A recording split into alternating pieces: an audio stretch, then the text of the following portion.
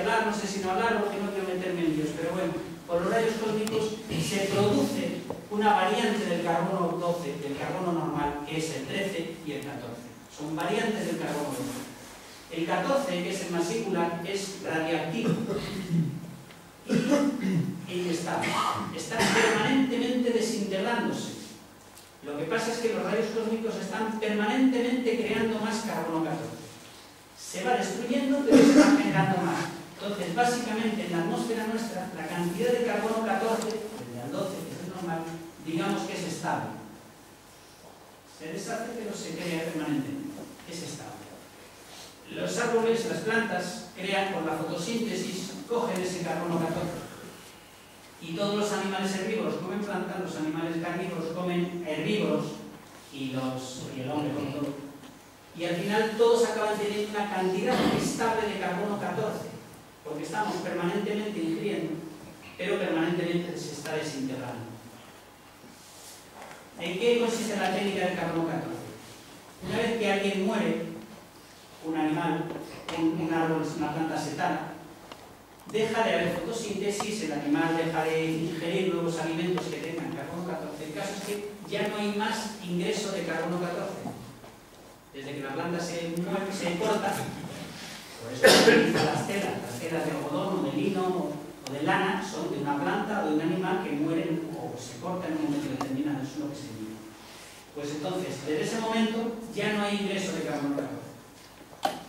Medimos la cantidad que tiene.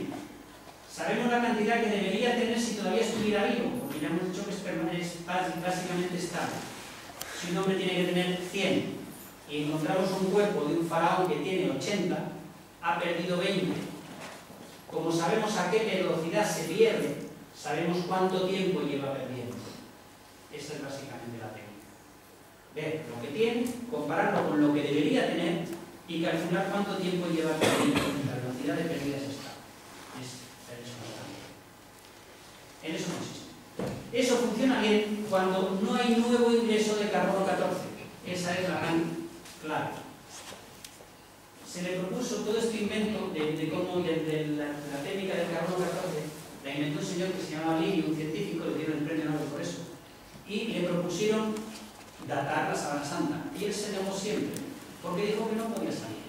Eso sale solo cuando, desde que se corta la planta con la que se teje el lino, esa tela ha estado en oscuridad, sin nuevos aportes energéticos, nada de estar al sol, nada de estar sobrada, nada de estar tocada, nada de llevar de un sitio a otro, cogiendo polímeros nuevos. Y entonces él siempre se negó. Cuando se quiso hacer la prueba del carbono 14, se hizo ya con un sistema más desarrollado que de un científico que se llamaba Gove. Bueno, pues el señor Gove escribió al Papa cuando se enteró de que iban a hacer la prueba del carbono 14, y escribió a la casa de Saboya para que no se consintiera. O sea, como la casa de Saboya, que entonces era la propietaria, iba a admitirlo, se escribió al Papa para que intentara impedirlo. No era el Papa, era la casa de Saboya. Porque, y eso lo dijo la persona que había desarrollado el sistema con el que se descubría el carbono 14.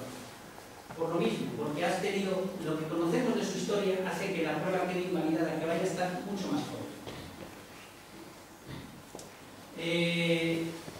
Una vez se hizo una prueba, no se hizo pública, se cogió un hilo de la tela, se cortó en dos y se hizo la prueba del carbono 14 a una mitad y luego a otra mitad.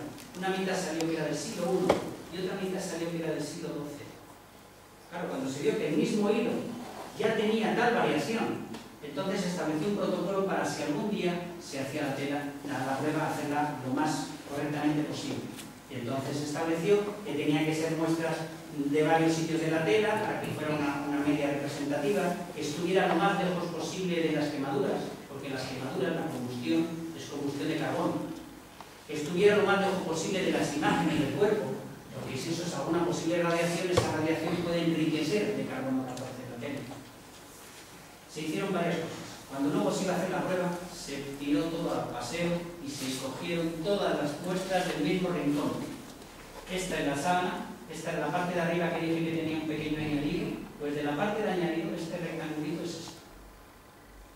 Y de ahí se cogieron las tres muestras del mismo sitio.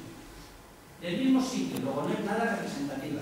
Y además de la parte de la que siempre se ha agarrado para mostrar. Siempre que se exponía al público, se reunían los canónigos, los obispos de la zona y la agarraban por el mismo sitio que era el oeste de la postura. Siempre. Cualquiera que tuviera sangre, que tuviera sudor, que tuviera lo que sea, ahí estaba empapando eso en el siglo XV, en el siglo XVII y en el siglo XVIII. Y todo eso hace media de cara a la Aquí tenemos una imagen de una extensión como pues, se agarraba por aquí, agarraba físicamente y se iba pasando por delante. Pues está ya. Esto es de aquí. Se ha comprobado que tiene, se comprobó con microscopio que tiene unas bacterias, que tiene unos hongos que todavía están vivos, una cubierta bioplástica que llamamos. Cuando se hace la carbono 14 hay que lavarlo con detergentes químicos para garantizar que no haya nada, porque la máquina lo que calcula es la media de lo que se le mete a la máquina. Si hay bacterias que están vivas, está un cuerpo vivo, que ya hemos dicho que tendrá una cantidad de carbono 14 estable, está haciendo media con el tejido que ya está muerto. Además lo del incendio, se han hecho pruebas de incendio experimentalmente. Una persona se lo puede decir, bueno, vamos a ver cómo enriquece el incendio. Cogí una tela y para que fuera lo más parecida posible una tela palestina del siglo I, según todas las pruebas de carbono 14 era del siglo I, se metió en una caja de madera, se forró en plata y se sometió a una temperatura por encima de los 900 grados, que era la temperatura que de la ley de la plata, ya hemos dicho, porque es un dato concreto y objetivo. Una vez que se estuvo unos segundos mantenida a esos 900 y pico grados, ya se dejó enfriar, se sacó y se volvió a hacer la prueba del carbono 14. Y esa tela, que siempre fue del siglo I sin ninguna discusión, pasó a ser del siglo XII. Ese incendio simulado había enriquecido de carbono 14 la mezcla. Había aumentado la proporción de carbono 14 frente al 12 y por lo tanto lo había hecho rejuvenecer. La tercera posibilidad es la de la radiación. Se supone que una especie de radiación que sale del cuerpo forma la imagen. Ya hablaremos de eso. Bueno, y esa radiación no puede enriquecer. Se han hecho las pruebas, la radiación que más se parece a la del carbono 14, pero la podemos hacer, pues lo que es la quemadura de un cigarrillo. Pues esa quemadura lo podemos hacer con deuterio, que es lo mismo que el carbono 14, es una variante del carbono, pues el deuterio es una variante del hidrógeno. Bueno, pues con una radiación de deuterio conseguimos lo que se parece más. Bueno, pues hacemos una prueba, carbono 14, radiación de deuterio, y otra vez la prueba, sale otros 10 siglos rejuvenecido.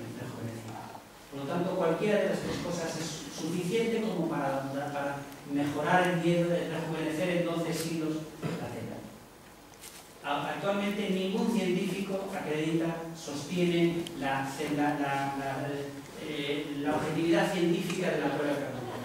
Y además ha salido de prensa que los mismos laboratorios están diciendo que efectivamente lo han hecho bien, faltaría más, pero que no han tenido en cuenta, no han calibrado el resultado con toda la historia que ha sufrido la Sábana Santa. Y por lo tanto lo que piden es volver a hacer la prueba para hacer una adaptación. Se ha estudiado el polen. El jefe de la Policía Científica de Suiza, se llama Max Frey, empezó a descubrir, se hizo famoso en Europa porque empezó a descubrir muchos asesinatos y muchos crímenes que estaban impunes por la palinología. Él, que era un científico, empezó a aplicar técnicas de palinología. Ahora mismo todos ustedes tienen en sus camisas, en las blusas, en los jerseys, polen del que hay en la ciudad. Aunque ustedes no lo vean, ese sí que lo que hace es estudiar. A ver si es verdad que la Sábana Santa ha pasado por todos esos sitios. Cogió muestras e intentó descubrir de dónde eran. Y el 25% de las muestras eran del este de Francia, del norte de Italia. Y además de las regiones donde había